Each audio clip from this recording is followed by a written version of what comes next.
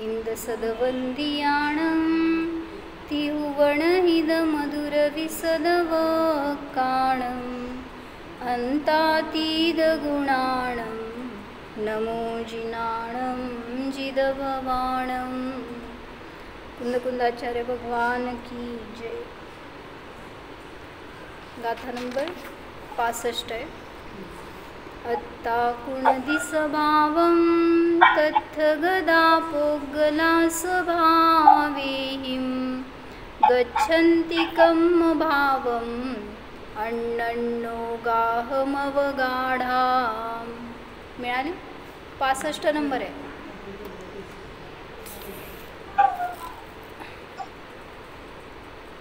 असायला पाहिजे, वेगळं असलं तरी मागं पुढं जरा असं। काय सांगितलं होतं अर्थ? आत्मा कोणाला करतो तर स्वभावाला करतो। भाव म्हणजे पर्याय घ्या, हाँ हिंदी बोलायचं ना। आत्मा किसे करता है? स्वभाव को करता है, यानी जो उसके परिणाम है उसका करता है, अन्य किसी को आत्मा करने वाला नहीं है। और जब आत्मा परिणाम करता है उसी समय तत्थ गदा पोगला स्वभावेहिम कम्म भावम गच्छन्ति, वहाँ पे जो अण्णोन्न अवगाढ़ रूप से रहने वाले पुद्गल द्रव्य है वो स्वभाव से ही कम्म भाव को प्राप्त होते हैं। गच्छन्ति ये गत्यर्थक धातु है तो भी उसका अर्थ ऐसे लगाना कि वो प्राप्त होते हैं, परिणमते हैं। मतलब पुद्गल द्रव्य स्वयमेव कर्म रूप से परिणमित हो गए, वहाँ पे जीव ने कुछ नहीं किया। जीव तो अपने परिणाम का करता है, कर्म अपने पुद्गल अपने परिणाम का करता है। तो आज सुबह मुझे एक शंका पूछी एक ने कि जो जीव और पुद्गल है तो उसमें उन दोनों ही द्रव्यों में अशुद्ध परिणमन होता है, बाकी अन्य द्रव्यों में अशुद्ध परिणति नहीं है। क्यों? जो धर्म अधर्म आकाश काल है काकी, तो उसमें अशुद्ध परिणमन नहीं है, वो तो सर्वथा अनादि अनंत शुद्ध ही है। फिर जीव और पुद्गल में अशुद्ध परिणमन क्यों है? उसका कारण दोनों का संयोग हुआ है ना, एक क्षेत्रावगाह उनका वैसा संयोग नहीं। ये तो निमित्त नैमित्तिक हो गया, उसका उपादान कारण बताओ। क्यों अशुद्ध परिणमन क्यों होता है? दूसरे एक से मतलब एक से ज्यादा होते तो जिस समय से टिका था नंबर नहीं आज्ञा नहीं।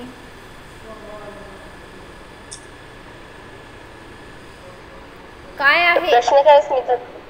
जीव और पुद्गल में अशुद्ध परिणमन क्यों होता है? मैंने वर्ड सिर्फ चेंज किया है, अगर मैंने वो वर्ड यूज किया तो आपको समझ में आएगा। जीवामध्ये आणि पुद्गलामध्ये वैभाविक करेक्ट। ये कारण है। जीव और पुद्गल में विभाव परिणमन क्यों होता है ऐसे पूछती मैं तो आप झट से बता देते। अशुद्ध परिणमन, ये विभाव परिणमन नहीं है, तो वैभाविक शक्ति है। जीव और पुद्गल इन दो ही द्रव्यों में है, अन्य द्रव्यों में वैभाविक शक्ति नहीं है।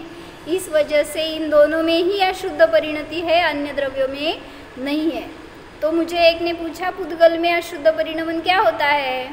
पुद्गल को तो राग द्वेष नहीं होते, सुख दुख नहीं होता, तो पुद्गल का अशुद्ध परिणमन क्या? स्कंद जो हो गया ना, बराबर। जो उसका ओरिजिनल फॉर्म है वो परमाणु है, वो शुद्ध है, और उसका जो स्कंद हो गया वो विभाव परिणमन हो गया। इसलिए पुद्गल में विभाव परिणति है, अशुद्ध परिणमन है। वही बता रहे हैं यहाँ पे, जो पुद्गल है वो स्वभाव से ही, मतलब अपने आप से ही कर्म भाव को प्राप्त होते हैं, जीव की वजह से नहीं।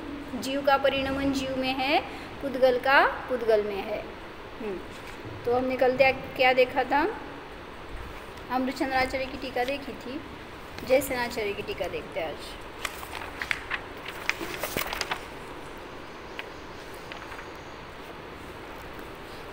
अथ आत्मनः मिथ्यात्व रागादि परिणामे सति कर्मवर्गणा योग्य पुद्गलाः निश्चयेन उपादान रूपेण स्वयमेव कर्मत्वेन परिणमन्ति इति प्रतिपादयति।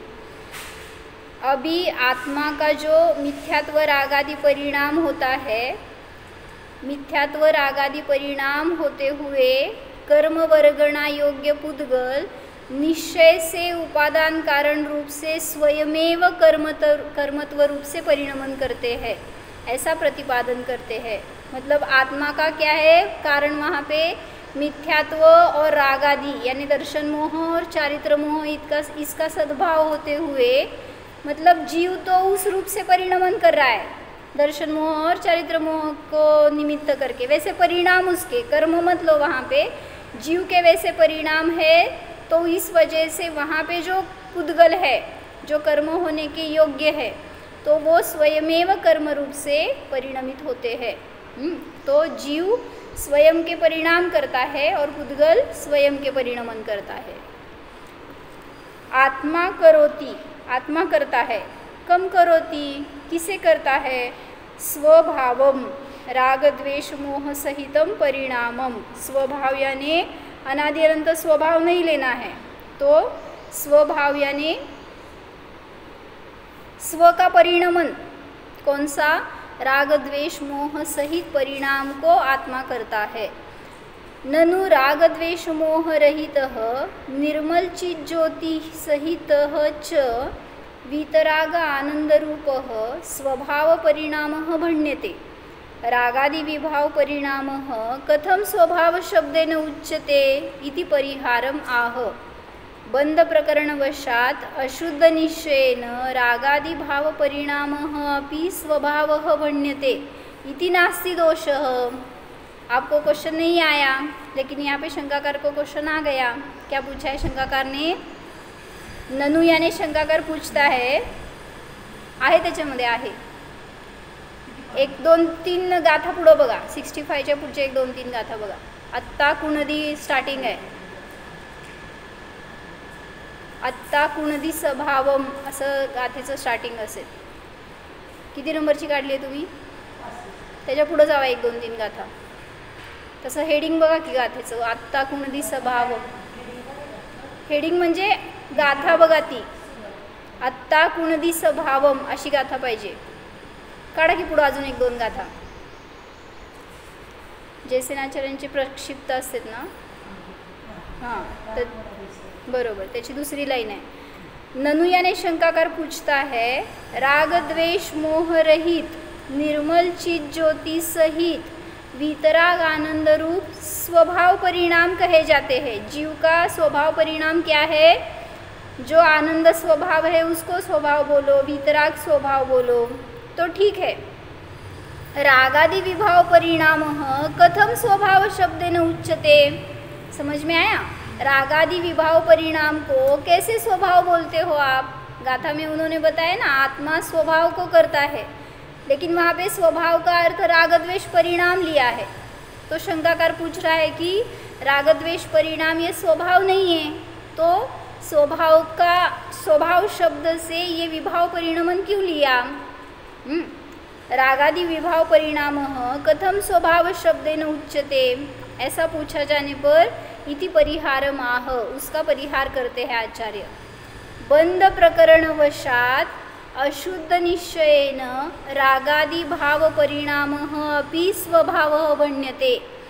बंध प्रकरण का यहाँ पे वर्णन चल रहा है, तो उस वजह से अशुद्ध निश्चय से रागादि भाव रूप परिणाम भी स्वभाव, ऐसा रागादि परिणाम को भी स्वभाव ऐसे कहा जाता है, इसमें कोई दोष नहीं है। क्या समझ में आया, मतलब जो 7 नंबर का चार्ट है ना, वहाँ पर आप अभेद वृत्ति का जो नय है उसको भी स्वभाव कहते हैं, अभेदोपचार का नय है उसको भी स्वभाव कहते हैं, भेदोपचार भी स्वभाव है, भेद वृत्ति भी स्वभाव है। बताओ कैसे। कथन प्रयोग वक्ता के अभिप्राय पर अवलंबित है, कैसे, भिन्न भिन्न नहीं, हाँ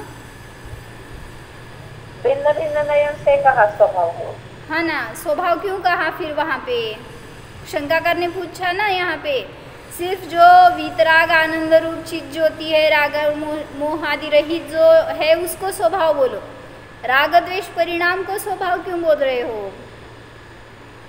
तो विवक्षा अलग वैभाविक शक्ती जर जीवाचा स्वभाव नाही म्हटलं तर परयूज करता असं म्हणावं लागेल. विवक्षा है वो वैभाविक एक। शक्तीमुळे जीव स्वयं परिणमतो विभाव.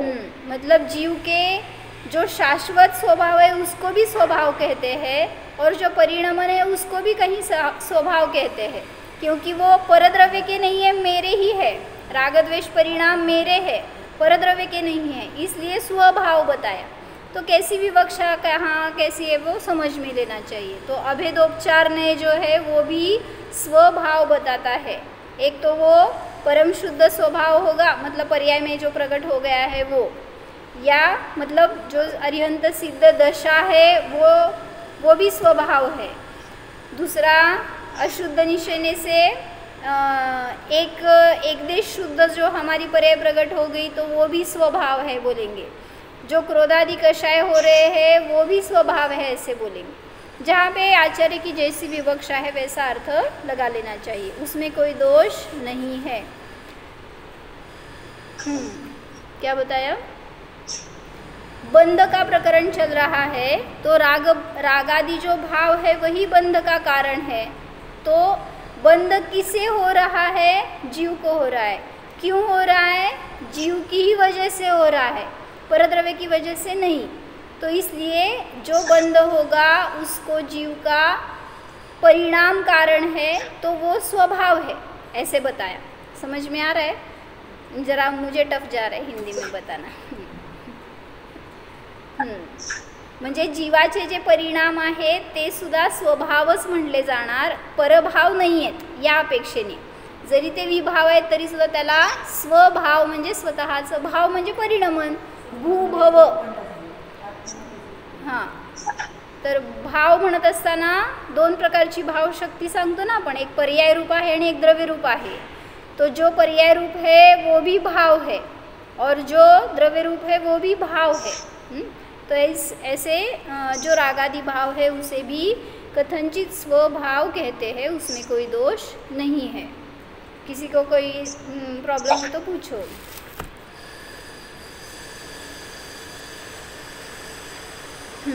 तत्र आत्मशरीर अवगाढ़ क्षेत्रे गताः स्थिताः, वहाँ पर आत्म शरीर के, आत्मा के शरीर को अवगाढ़ क्षेत्र जो है, आत्मा के शरीर रूप अवगाढ़ क्षेत्र में गत यानी स्थित के ते, कौन स्थित है आत्मा के शरीर के प्रदेश में? कर्म वर्गणा योग्य पुद्गल स्कंधाः गच्छन्ति परिणमन्ति कर्म भावम द्रव्य कर्म पर्यायम। कर्म वर्गणा योग्य मतलब कर्म रूप होने योग्य जो कोई भी पुद्गल स्कंद है, कहाँ पर है? आत्मा के शरीर प्रदेश पर, उसमें जो स्थित पुद्गल है वो गच्छन्ति यानी परिणमन्ति, परिणमन करते हैं। कैसे? कर्म भाव रूप से। फिर वो द्रव्य कर्म हो गए, क्योंकि पुद्गल है उसमें द्रव्य कर्म का उपचार किया जाता है, और जो जीव के परिणाम है उसको भाव कर्म कहते हैं। तो जो आत्मा के शरीर के प्रदेश में है वो पुद्गल स्कंद स्वयमेव कर्म भाव से परिणमन करते हैं। कई कारणभूत ही, किसके द्वारा? निश्चयन स्वकीय उपादान कारण ही, निश्चय से स्वकीय उपादान कारण रूप से ही वो कर्म भाव को प्राप्त होते हैं। यानी जीव के परिणाम से नहीं, जीव का परिणाम जीव में हो गया और पुद्गल का परिणमन कर्म रूप से पुद्गल में हो गया, उसका वो स्वयमेव उपादान कारण है। किसे बोलते हैं उपादान? रूपाली। उपादान यानी क्या?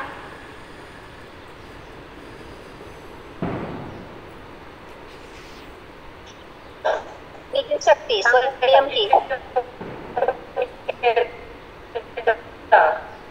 आवाज तुझा आवाजच नाही आहे, परत बोल। हॅलो, हां बोल। योग्यता, उपादान म्हणजे योग्यता। बरोबर। अजून उपादान म्हणजे निज शक्ती, हे एक सांगितलं होतं ना। उपादान म्हणजे कार्याचा कर्ता, हे सांगितलं। तो यहाँ पे बता रहे हैं कि जो पुद्गल परिणमन कर रहे हैं वो स्वकीय उपादान कारण से ही परिणमते हैं, परद्रव्य से नहीं। कथम गच्छन्ति, कैसे प्राप्त होते हैं, या कैसे परिणमन करते हैं? अन्योन्य अवगाह संबंध यथा भवति, परस्पर अवगाह संबंध जिस प्रकार से होता है वैसे। कथम भूताः सन्तः, कैसे होते हुए? अवगाढ़ाः क्षीरनीरन्यायेन संश्लिष्टाः इति अभिप्रायः। जीव और कर्म या शरीर और कर्म जो है वो एक क्षेत्र में कैसे है, कैसे स्थित है, तो इसके लिए उदाहरण बताया उन्होंने। जैसे क्षीर और नीर मतलब दूध और पानी। आपके घर में दूध में पानी है क्या? है तो दूध और पानी आपके घर में आने से पहले ही वो मिक्स हो गया ना। तो दूध और पानी जैसे एक क्षेत्र में संश्लिष्ट रूप से रहते हैं, मतलब आप उसको भिन्न भिन्न नहीं कर सकते। जैसे वो परस्पर अवगाढ़ रूप से एक में एक को रूप होकर रहते हैं, भले ही दिखते हैं आपको लेकिन एक में होते नहीं है वो। तो जैसे वो क्षीर और नीर मतलब दूध और पानी जैसे अवगाढ़ रूप से रहते हैं, संश्लिष्ट रूप से रहते हैं, वैसे ही ये कर्म पुद्गल जीव के प्रदेश में संश्लिष्ट रूप से रहते हैं या परस्पर अवगाढ़ यानी अवगाहना देते हैं, और वैसे उनका परिणमन होता है। इसलिए वहाँ पर जीव को कर्म का निमित्त बताया और कर्म को जीव का निमित्त बताया, लेकिन सिर्फ निमित्त बताया, उपादान नहीं। तो अभी आज ही हमने मोक्ष शास्त्र का जो 5वां अध्याय है ना, उसमें लास्ट में परिशिष्ट दिया है उन्होंने, उसमें उपादान और निमित्त का प्रकरण लिया है। तो बहुत अच्छे से खुलासा किया है उन्होंने, अलग अलग एग्जाम्पल्स देके बहुत बड़ा प्रकरण लिया है, लेकिन अच्छे से एक्सप्लेन किया है। जिसको उसके बारे में जानना हो तो वहाँ से पढ़ो, बहुत अच्छा बताया है। काय म्हणताय? संश्लिष्ट सांगते ना आपण, एक क्षेत्रावगाह म्हणतो ना, संश्लिष्ट एक क्षेत्रावगाह एकच की संश्लिष्टच आहेत ना। क्षीर आणि नीर सुद्धा एक संश्लिष्ट संबंध आहे, एक क्षेत्रावगाहच आहे, एकमेक रूप होत नाहीत पण संश्लेष आहे म्हणजे एकत्र आहेत, एवढाच अर्थ होतो त्याचा। म्हणून जिथं कुठं संश्लेष संबंध येणार तिथं कुठला नाही लावायचा? एका क्षेत्रात। हां, कुठला नाही लावायचा? सद्भूत अनुपचरित असद्भूत, अनुपचरित असद्भूत व्यवहार नाही। कुठं कुठं आहे दिसलं का? हां, म्हणजे जिथं जीव आणि शरीराचा आपण संबंध दाखवतो तिथं एक क्षेत्रावगाह आहे ते दोन्ही पण। म्हणून अनुपचरित असद्भूत व्यवहार न्यायाने सांगितलं जातं की जीव आणि शरीर ह्यांचा संश्लेष संबंध आहे म्हणा, एक क्षेत्रावगाह संबंध आहे म्हणा, किंवा अन्योन्य अवगाढ रूप संबंध आहे। काल तुम्ही जसं म्हणत होता स्निग्ध तसं घेऊ शकतो का संश्लिष्टला? जे बंध आहे तो बरोबर आहे, तसंच म्हणा, कारण द्रव्य कर्मांचा जीवाशी बंध होतो, तो त्यांनी जीवाच्या परिणामांना स्निग्ध म्हणलंय हो। आणि इथं सांगताय तुम्ही कशाला? आता जीवाचे परिणाम स्निग्ध रूप आहे, त्याच्या निमित्त त्याला म्हणलं भावकर्म, त्याच्या निमित्तात द्रव्य कर्म येतात म्हणलं आणि त्यांचा बंध होतो म्हणलं तर कुठला नाही? जीवाशी द्रव्य कर्मांचा बंध होतो कुठला नाही?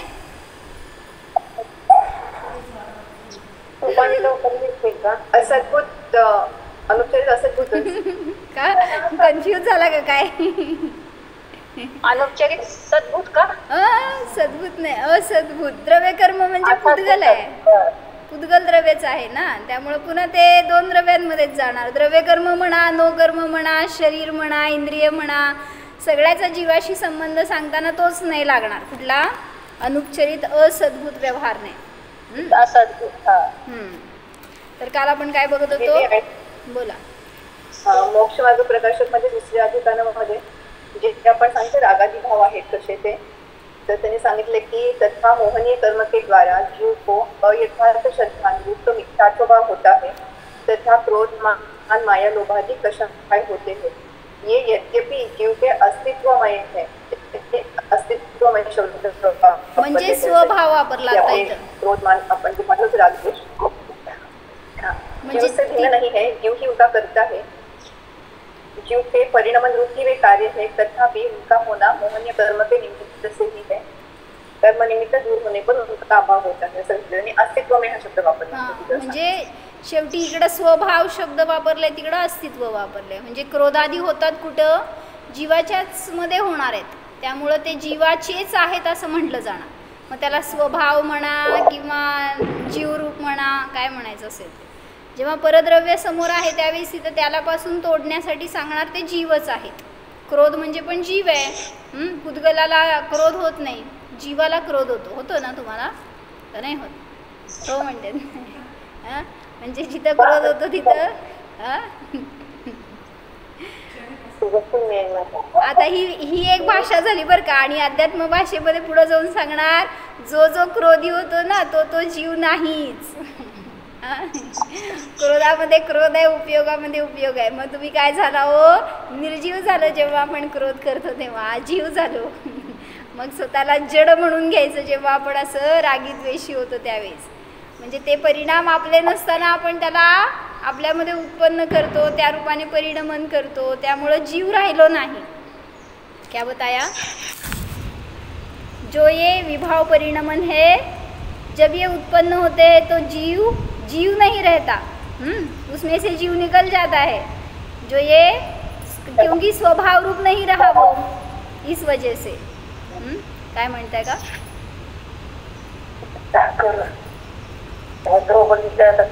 मध्ये मन लागत का? मला काय म्हणताय का तुम्ही विद्या काकी? नहीं ना, आवाज है तुमचा. तो कल हमने क्या देखा था? निश्चय का एकांत किया और व्यवहार का एकांत किया तो क्या आपत्ति आती है, इसका देखा था ना हमने प्रकरण कल. काय विचारायचं का? उपादान म्हणजे निज शक्ती सांगितलं, योग्यता सांगितलं, तिसरं काय सांगितलं होतं? कार्य का करता. तिसरं बघाय सांगितलं करता. तो निश्चय का एकांत करे तो भी नहीं चलेगा. यानी क्या? जीव ही जीव के परिणाम करता है, जीव ही विभाव रूप होता है, ऐसा एकांत नहीं है. और कर्म ही जीव को रागी द्वेषी करता है, ऐसा भी एकांत नहीं है. तो दोनों एकांत का कल हमने खंडन देखा था. तो इस वजह से अनेकांत की सिद्धि हो गई. यानी जीव के परिणाम कारण है, और कार्य क्या हो गया? जीव स्वयं कारण है और उसका परिणमन जो भी हो गया, विभाव रूप स्वभाव रूप जो भी हो गया, वो उसका कार्य है. तो कार्य कारण जीव का जीव में लगाया. और अगर कर्म का उदय निमित्त है वहाँ पर, और उसके वजह से या उसका निमित्त होते हुए जीव को क्रोधादि कषाय हो गए, तो कारण कर्म का उदय हो गया और जीव के परिणाम कार्य हो गए. कैसी विवक्षा है वैसा अर्थ समझ लेना चाहिए. तो यहाँ पे बता रहे हैं संसारी जीव की अनादि बंधनबद्धता. मतलब ये कर्म है, आपल्याजवळ कर्म आहेत की नाहीत? हिंदी समजते का? समजते ना? पिक्चर बघत असणार की नाही? टी व्ही बघताय, काहीतरी सिरियल, समजते ना हिंदी? हाँ, बर. तो यहाँ पे क्या बता रहे हैं कि संसारी जीव जो है उसको कर्म का बंधन कब से है? लग्न झाल्यापासून. हां बरोबर, लग्न झाल्यापासून नाही. उगीच नवऱ्याला दोष देऊ नका. म्हणजे नवरा एक कर्माचा उदय आहे, ठीक आहे, पण तरीसुद्धा त्याच्या आधीपासून पण आपल्याजवळ कर्म आहेतच. जन्मल्यापासून पण नाही, त्याच्या आधीपासून म्हणजे अनादीपासून जीव आहे. त्याच्याविषयी छान घेतले त्यांनी शंका समाधान. यह आत्मा संसार अवस्था में अनादिकाल से बंधन में बद्ध है. कोई यह शंका करे कि यह जीव तो बड़े शुद्ध स्वरूप वाला है, इसने ऐसा क्या अपराध किया कि इसमें कर्म बंध गए. स्वभावाने तर जीव शुद्ध आहे, मग काय असा अपराध केला की तो अनादिपासून बद्ध आहे. तो उसका समाधान इतना है कि यह अपराध की शुरुआत किसी क्षण से नहीं है, किंतु जब से जीव है तब से ही यह अपराध बना हुआ है. जीव है अनादि से, प्रत्येक सत अनादि से है. केवल जीव की ही क्या बात है, सभी पदार्थ अनादि से है. जब से यह जीव है तब से ही अपराधमय है. म्हणजे जीव जेव्हापासून आहे तेव्हापासून अपराधीच आहे. माहिती आहे का तुम्हाला? तुमची स्टोरी सांगायला लागलेत, माझी नाही. तो जीव अपराधी है ऐसा बता रहे हैं। अनादि से अपराधमय है, पहले यह निरपराध हो पीछे अपराध आया हो ऐसी बात नहीं है, क्योंकि यदि यह निरपराध था, धर्म आदि द्रव्यों की तरह विशुद्ध था, तो अपराध आने का कोई कारण ही नहीं है। जर तो अनादीपासून शुद्ध आहे आणि अपराध नव्हतेच त्याच्यामध्ये, तर नंतर येऊन अपराध मिसळले असं काही म्हणायला चान्सच नाही आहे। क्या ऐसा नहीं होता कि कोई शुरू से ही ऐसा हो और पश्चात उपायों से उस रोष को दूर कर दिया जाता हो।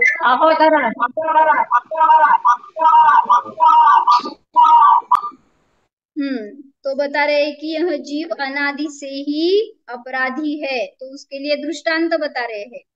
तिल के दाने में तेल कब से है? अग्नि में उष्णता कब से है? सोन्यामध्ये त्याचं राजगुण कब से है? जो शक्कर है उसमें जो मिठास है वो कब से है? अनादि से है। इस वजह से बता रहे हैं कि उसको कोई शुरुआत नहीं है। किसका दाना निकल चुका फिर उसमें तेल भरा जाता है, भरा जाता हो क्या ऐसा है? दाणा आला आणि मग त्याच्यामध्ये वरून तेल भरलं असं तर नाही। मग तिथं समजतंय आपल्याला, इथं का नाही समजत? उसामध्ये रस कोण भरलं? असं उसाचं कांडकं आलं नंतर वरून त्यात रस भरलं, मग जीवामध्ये असं वरून तुम्ही विभाव घातले, अपराध घातले, दोष घातले, असं कधी होणार आहे? म्हणून सांगतायत की अनादीपासूनच अशी व्यवस्था आहे। अरे तिल का दाना जब से बनना शुरू हुआ तब से ही उसमें किसी न किसी रूप से तेल भी शुरू है। दाना भी कमजोर है, तेल भी कमजोर है। जेव्हा अजून सुरुवात आहे तोपर्यंत त्याच्यामध्ये कमजोरी आहे, अजून त्याच्यामध्ये शक्ती नाही आहे, त्यामुळे तेल भरलेलं नाही आहे। पण तरी सुद्धा सुरुवातीपासून तेलाची प्रक्रिया सुरू आहे।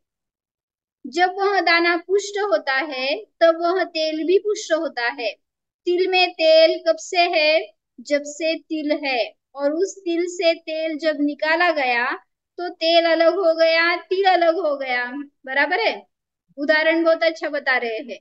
जो तिल है उसमें तेल जैसे अनादि से है, फिर बाद में आप उसको अलग अलग कर सकते हैं, वैसे ही जीव है और उसमें कर्म का बंध है, तो वो अनादि से है। जब कर्म अलग हो जाते हैं तो जीव शुद्ध कहलाता है। ऐसे ही इस जीव में रागादिक विभाव परंपरा और यह द्रव्य कर्म की परंपरा कब से है? जब से यह जीव है तब से है। फिर भी उसे ज्ञान और वैराग्य के बल से बाह्य पदार्थों से हटकर केवल निज अंतस तत्व में उपयोग जमाए और इस उपयोग की स्थिरता रखे, तो कर्म और रागादिक विभाव दूर किए जा सकते हैं। म्हणजे एवढं समजून घ्या की तुमच्या समोर तीळ आहे, तेल आहे, त्यातून तेल तुम्ही वेगळं काढू शकता। तेल घेणार का तीळ घेणार? तेल घेणार, मग तीळ कुठून आणायचे? म्हणजे जेव्हा ते घेणार तेव्हा दोन्ही एकत्रच घेणार आहे, पण जेव्हा वेगळं वेगळं करणार तेव्हा काय घेणार? आम्हाला दोन्ही द्या म्हणतो आम्ही। असं असतंय आमचं। म्हणजे त्यातून तेल हे ग्राह्य आहे आणि तीळ ते भुस्सा राहिला ना त्यातनं तेल काढून टाकल्यावर। तसं म्हणलं की जीव आणि कर्म यांचा संबंध आहे, तर जेव्हा ते भिन्न झाले त्यावेळेस जीव शुद्ध झाला आणि कर्म निघून गेले, म्हणजे कर्म हे भुस्सा राहिला, काय म्हणायचं, त्यांच्या रूपामध्ये ते स्वतंत्र झाले। म्हणून सांगतायत की उपयोगाच्या स्थिरतेने कर्म आणि रागादिक विभाव दूर होऊ शकतात, आणि मग जीव शुद्ध स्वभावाला प्राप्त होऊ शकतो। म्हणून काल आम्ही एक वाक्य काय वाचलं देवपूजामध्ये, त्या पूजेच्या पुस्तकामध्ये, की जेव्हा तुम्ही पूजन करता त्यावेळेस ती पूजा हे एक उपाय आहे। कशाचा उपाय आहे म्हणले? स्वभावाची अभिव्यक्ती करण्याचा एक उपाय म्हणजे पूजा आहे। काय म्हणले? स्वभावाची अभिव्यक्ती करणे ही म्हणजेच पूजा आहे।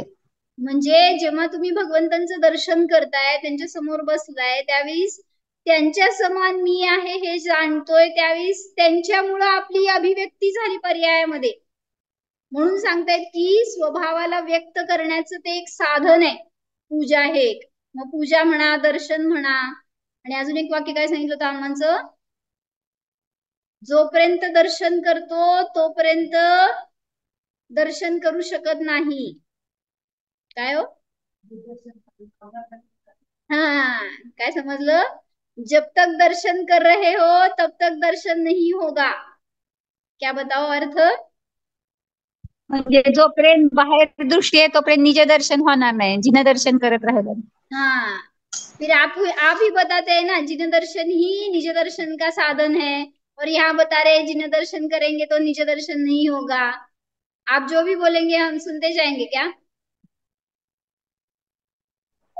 जिन दर्शन का अवलंबन छोड़कर निज दर्शन का अवलंबन लेना हाँ, है पर इसलिए एक वाक्य ऐसे बताया, जिन दर्शन बिना निज दर्शन नहीं होगा और जिन दर्शन से निज दर्शन नहीं होगा. इसलिए आपको क्या करना है आपके ऊपर है अभी. जो भी करना है वो विवेक से करना है. मतलब जो उपदेश होता है, हाँ हाँ, उपदेश कशासाठी असतो? वर चढण्यासाठी असतो, खाली घसरण्यासाठी नाही आहे. तुम्ही अशुभामध्ये रमताय, घरामध्ये संसारामध्ये किती शुभ भाव होतात, किती शुद्ध भाव होतात, म्हणून तुम्हाला त्या गृहस्थीपासून सोडून भगवंतांच्या समोर आणतायत. आणि मग त्यांचं दर्शन करत असताना काय भाव केले? दर्शन करून आला का वर? अजून करायचंय. बर, काय करायचं तेव्हा भाव? हे भगवान, तुम्ही जसे आहात तसा मी आहे. भगवान सांगतायत मी माझ्याकडे बघतोय, तू पण तुझ्याकडे बघ. माझ्याकडे बघत बसू नकोस. मला माझा आनंद माझ्यात मिळालाय, तुझा आनंद तुझ्यामध्येच आहे. त्यामुळे तू तुझ्या आनंदाला जाण, पहा आणि त्याच्यानुसार परिणमन कर, तर तू सुद्धा माझ्या बाजूला येऊन बसू शकतो, असं सांगते भगवान. बसायचं का जाऊन गाभाऱ्यात? होय म्हणतात बिचारे. चांगली गोष्ट आहे. म्हणजे भावना तर हीच असावी की आपल्याला सुद्धा आपलं सिद्ध स्वरूप प्रगट करायचं आहे.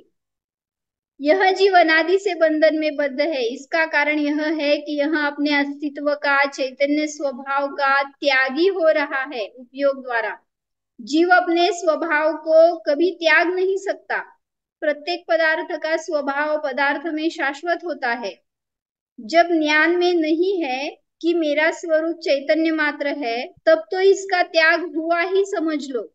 त्याग करावा लागत नाही, त्याग होतो हे सांगायला लागले. तुम्ही जोपर्यंत स्वभावाला दृष्टी करणार नाही तोपर्यंत त्याचा त्यागच आहे तुम्हाला. म्हणजे ते त्यागी संसाराचा, मोहाचा, त्याचा त्याग करतात, रागद्वेषाचा. तुम्ही स्वभावाचाच त्याग केलाय हे सांगतायत.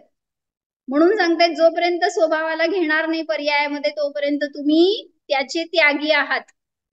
अपने पारिणामिक शुद्ध चैतन्य स्वभाव को तजता हुआ यह जीव अनादि काल के बंधन से बद्ध चला आ रहा है, और इस बद्धता के कारण अनादि से ही मोह, राग, द्वेष के स्नेह से परिणमता चला आ रहा है. जैसे कहते हैं चिकने घड़े पर पानी नहीं ठहरता, ऐसे ही जो जीव राग, द्वेष, मोह, विभाव की चिकनाई से चिकने हैं, वहां ज्ञान वैराग्य रूपी जल नहीं ठहरता. जो कोणी रागी द्वेषी आहे त्याच्यामध्ये ज्ञान पाजरत नहीं, आज जात नहीं.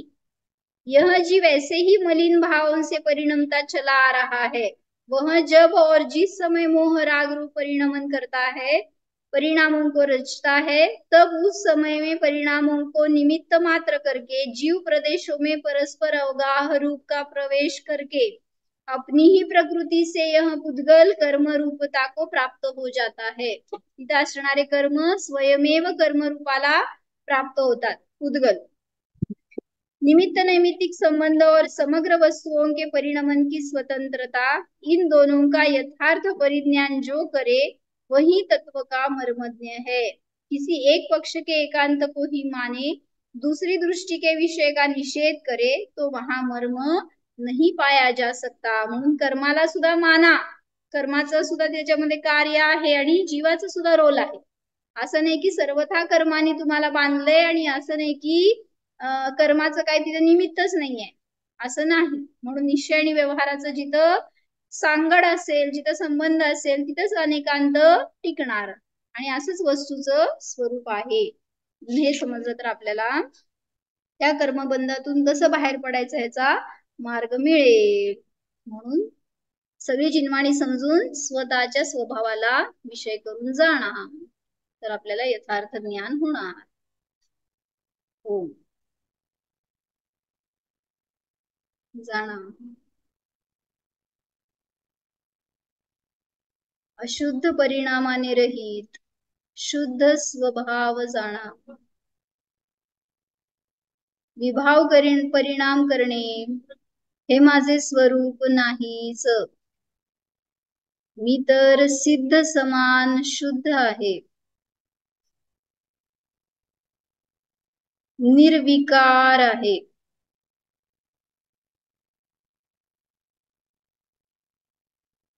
निष्कर्म आहे जाणा.